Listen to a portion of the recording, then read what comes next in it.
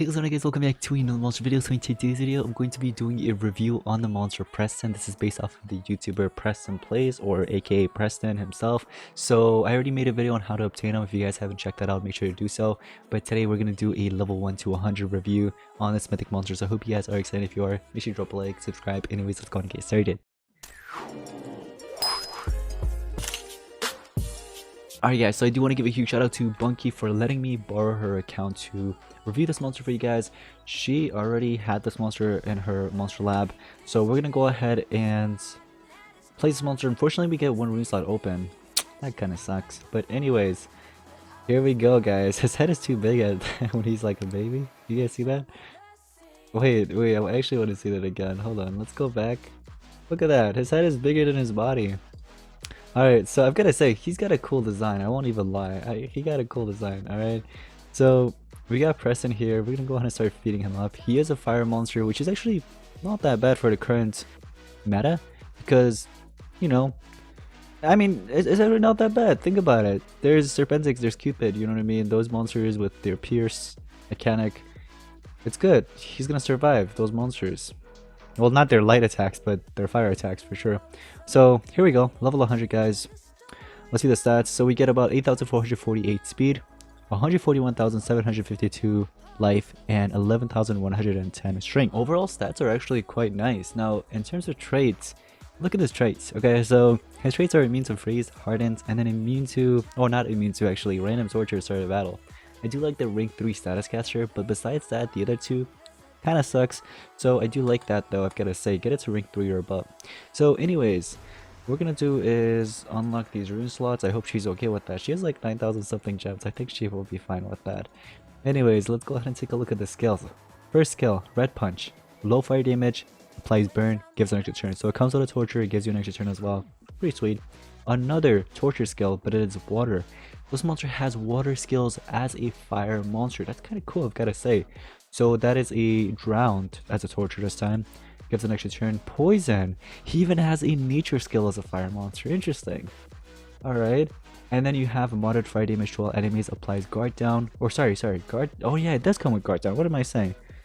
Fire weakness and then guard down. So fire weakness is applied first and then guard down.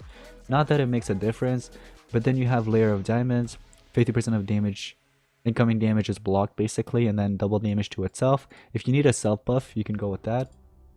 But we're cool. We're not going to go with that. Let's go with this instead. Or you can do a random elemental weakness as well if you want to. I think I'm cool with this. I'm going to go with this, honestly. I like that one more. Now, the only thing that kind of sucks about this monster is his damage output. It's very, very low, so he's not dealing too much damage. Except this one. This one, it's an AoE skill. Now his stamina is pretty low, I've got to say. That's good.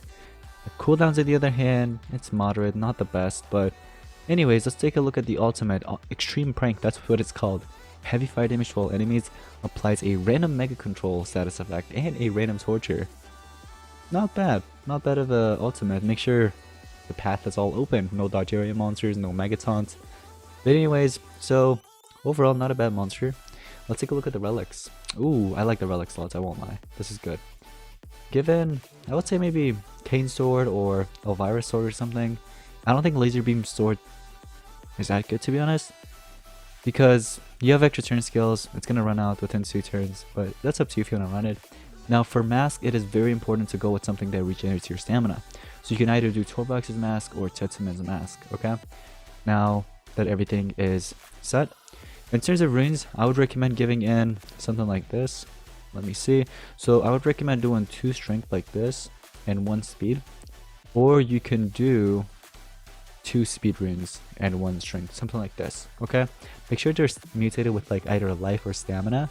You know what I mean? But I'm going to do 2 strength and 1 speed. Okay? Since his damage output is pretty low, it's reasonable to give him 2 strength.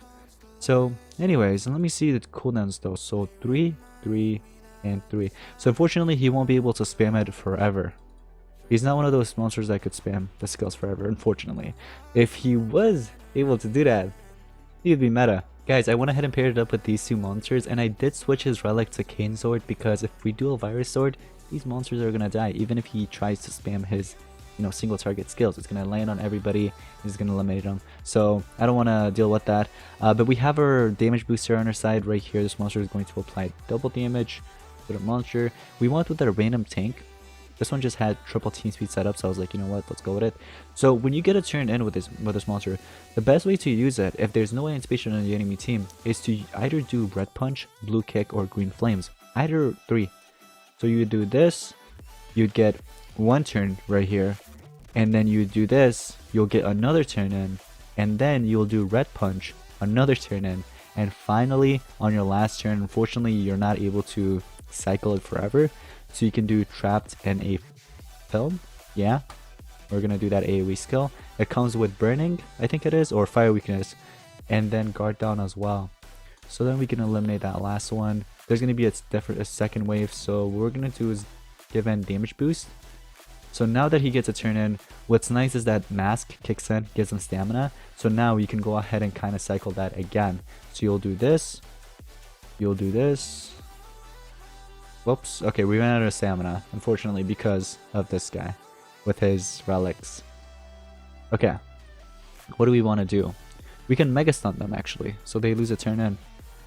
We do use that ultimate, sure, let's do it. We'll do the double damage again. So here, red punch again for the extra turn, eliminate 1 monster, then you can do green flames, then you can do blue kick, and hopefully we have enough stamina. No, we don't have enough stamina. Ah man, that sucks. I was going to continue spamming the skills. Unfortunately, we're not able to because we ran out of stamina. And we ran out of stamina again. So that's the only thing, I guess, that kind of sucks. Even if you have a mask to regenerate your stamina, sometimes if there's just too many relics that will drain your stamina, it'll just suck. But I do want to test it out against a different boss here, a different node. So those ones probably have the same exact relic slots. Let's go with this one. Okay, so fire, all 3 fire monsters shouldn't be an issue because this monster have access to various like different types of element damage skills. So what we can do, again, any of these 3 you want to start off with. You don't want to do trapped in a film, you know what I mean, because it doesn't give you an extra turn. So again, either red punch, blue kick, and then green flames, and then last but not least you want to finish it off with trapped in a film, and that will eliminate 2. We can do damage boost and stamina regen will kick in. We can do this again.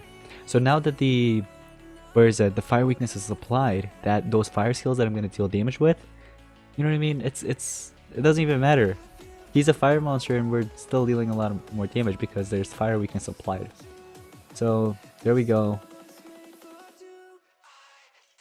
We're gonna go ahead and do red punch again, blue kick, green flames, and then this. It is just so good. You can spam 3 turns and then finally finish it off with an AoE skill, which is pretty sweet. I know you can't, unfortunately you can't cycle forever, but it's still not that bad. And if you could get this monster to rank 3 and above, again, that rank 3 status caster, random torture, could throw off the enemy as well. Like for example, give the enemy mega taunt like nanovirus or something, or whatever else. So yeah, not a bad monster overall, but I don't know if he's going to be meta, to be honest. So I wouldn't recommend investing Astronites, but I would say maybe if you want to take him to the rank of survival dungeon, sure. And if you're a beginner, it's actually a pretty good monster. It's a fantastic monster for beginners, but for a competitive scene, I don't know about that. So anyways guys, let me know in the comments below what you guys think about Preston after watching today's video. So I hope you guys did enjoy, and if you did, make sure you drop a like, subscribe, share it with your friends, and I'll see you guys in the next one. Peace out.